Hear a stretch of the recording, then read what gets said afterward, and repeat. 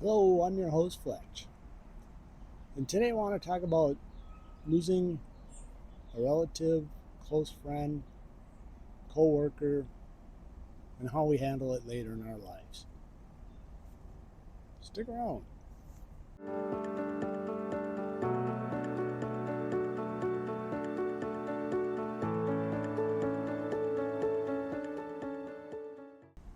Well, not the favorite subject to talk about, but I like to talk about it today. It's funny that about obituaries that are in, well, you find them on the internet now, but I do look at them daily, almost daily. I don't know what it's called, but it must be called something. Hey, my dad did. He reads them too.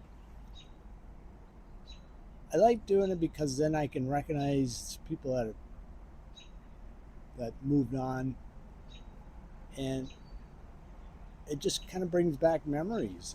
I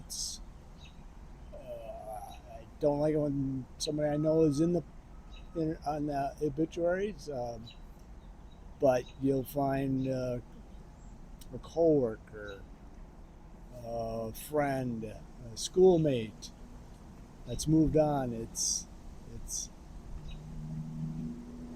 when you read it, it's like, hey, I remember him. Hey, I remember this. I remember that.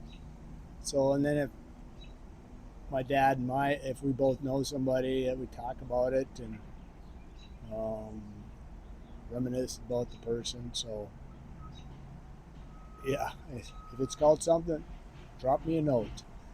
Uh, but I am guilty. I do it all the time. Um, but also too, I reach out to people then too. If I see a friend, lost a parent or a brother or sister, uh, then I reach out to them, and they appreciate that. So yeah, you should do it more often. Reach out to them. That's my goal: is to reach out more to people where you can actually talk to them and not wait until that something, when they lost a loved one, and then you reach out to them. So and you start doing that. I guess I want to talk about too is that how we react to someone that we lose at different parts of our lives. I'll start out when I turned 11. That's when I lost my mom, and it wasn't all of a sudden thing. It was she had cancer, and I know she was struggling. Did I know the end was near? I don't believe so. Maybe I did at that time. Um, it just the reaction. Yeah, I don't want to lose my mom, but um, it was sad. My dad didn't decide not to let us to go to the funeral, which I don't know if I was upset or not. I was 11. What do I know? I mean, the first time, I'm sure it's like anything. My mom will be right back. She's on a vacation, something like that. But I don't recall exactly how I felt. So it was new. It was new to me. And then when I was around 15, I lost a classmate, uh, somewhat of a friend. There that one day at school, the next he's not. It was a car accident. So it was an all of a sudden deal, and you just you kind of reacted a little differently. I do remember it. Uh, didn't go to the funeral, but I know when they got in the accident, they bring the car to a certain place. Yes, then we go over there and just kind of look at it and just, man, it sucks. It's too bad. I don't know if that's part of the grieving process. Hey, let's go look at the vehicle and see what we're, but yeah, I don't know.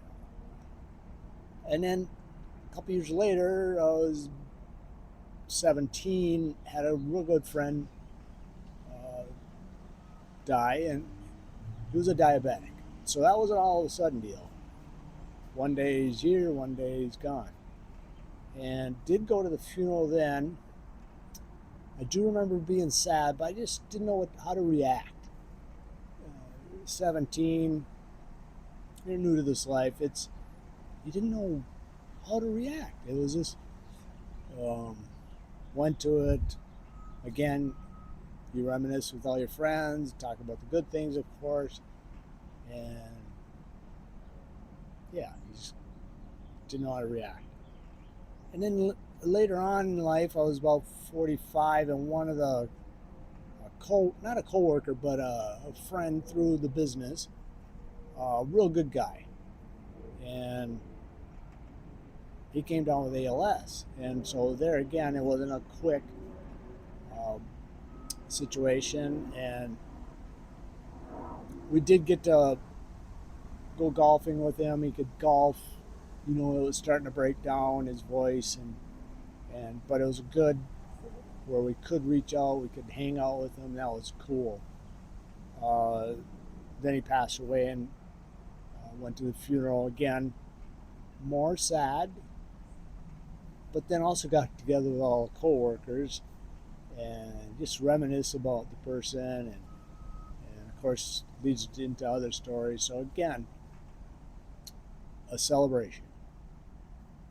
I am so happy that we get more of these where they're called a life celebration. That's what it should be. We should talk about the good things, but also, if you're sad, you're going to go through that period too. So, and again, of course, losing my son 5 years ago, that was a big one. I still think he's going to walk through those doors every day, but that's right when I knew what grief was. It would hit you in stages. And again, we all react differently. But the older you get, losing a son, I remember being at work weeks afterwards, even, and just all of a sudden sit there, and then the tears would come out of nowhere. And so we all grieve differently. That one, again, it's 5 years later. I still think he's going to walk through that door. But we know he won't. So someday I'll get to have that beer with him. And so yeah, as I get older, then you realize this person leaves, they're not coming back, and you're going to grieve a little different for each situation. Your coworker, friend, relative, we're all going to react differently. One of my former boss, as I come to know him, he's been struggling the last few years. He's a fighter, true battler, and he's been fighting off health issues, but he's still here with us. And again, when we get to these funerals / life celebrations, we all, hey, great to see everybody, great to see you. And then when you leave, you don't see him again, or you don't talk to him again.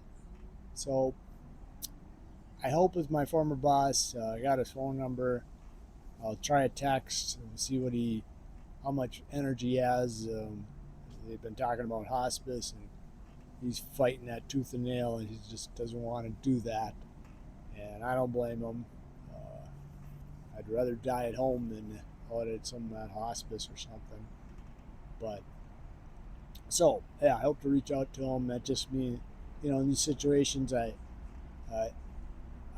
want to reach out before our expiration date, and we don't know what that date is, but it's coming. And also, I started thinking about it. My former father-in-law just passed away, and he's a great guy. I've been trying for the last few months to go see him. My former wife, I've been, hey, can I go? I want to see John. I like talking to him. I was looking forward to it. But then there were just situations that, with his health issues and dealing with stuff, he just made the choice that, he wants to get this taken care of, and then once he gets a little bit better, he'll reach out. But I get it. I remember when I was in the hospital back in 2009, I was just a mess. And they're still trying to figure out what was wrong with me. I didn't shave, wires hanging out of me, hair's a mess, needed a haircut. And I remember my family coming down, and I refused to let them in. I didn't want to see anybody. It was just my choice. And that's John's choice too, and we got to respect that. But his life celebration's tomorrow. I look forward to seeing my former sister-in-law and brother-in-laws, and have some laughs. Again, it's a life celebration. He was 86 years old. That's a good darn run. So um, hopefully it's a beautiful day. I love it when his life celebration is it's got the sun's out, and um, just makes everybody a little bit cheerier and not so sad. So again, just to recap, we kind of handle these situations differently as certain stages of our lives. Again, with me, in the beginning, with my mom, I didn't know how to react. I didn't get into that late in the high school. Okay, I'm getting it, but I'm still not getting it. Back then, pops didn't really talk to me and how to handle these situations. I was respectable. It just, yeah, just. But now you get into these later in life, and I'm dealing with, I'm in the fourth quarter, and um, yeah, we're really sad when somebody passes away, and it, you kind of go through that. Darn it! I should have called him up, or I should have called her, or I should have did this. Um, you know, um, you're looking in these obituaries, and reaching out, and you see a friend lost a son or a daughter, or I had a friend lose her husband, and it just gave me the opportunity to reach out to her, thinking about her, just a couple of prayers for her, and she really appreciated that. You hate to do that, and then it's like, okay, and then you go through a year or two, and don't contact each other. So I have a list. I'm going to reach out to some of these people, and just go, hey, I'm alive, you're alive, let's chat. Doesn't have to be very long, 5 minutes. You want to do it over the phone, great. If you want to do a text, great. If you want to see each other, hey, that's awesome too. But it's there's people out there who just don't want to look back either. And you got to respect that too. So there you go. That's my 2 cents about it. If you like this, please subscribe. Hit the like button. Hey, if you got a comment or story you want to share, yeah, leave it. Read it and react to it. If you get questions or anything. And so, again, keep it simple. And until the next time, take care.